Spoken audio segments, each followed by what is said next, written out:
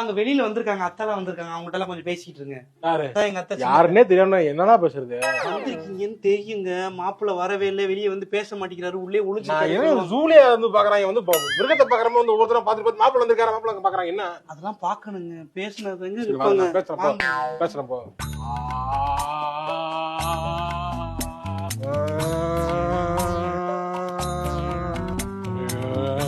ஏங்க எதுக்குங்க இப்படி அணைச்சிக்கிட்டே இருக்கீங்க?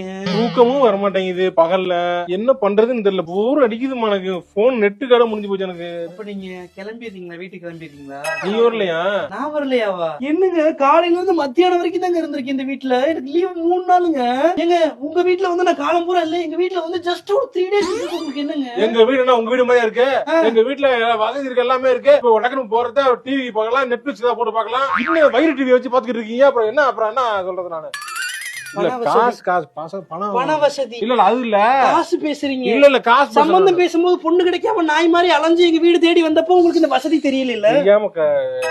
சரி போ. நாய் மாதிரி வந்தீங்கல்ல, இப்ப பண திமிரு ஏறிடுச்சு, கொழுப்பு வந்துருச்சு உங்களுக்கு. போமா மிக்கிரி எல்லாம் பண்ணாத. போமா. பொண்ணுன்னு அலைஞ்சதுக்கு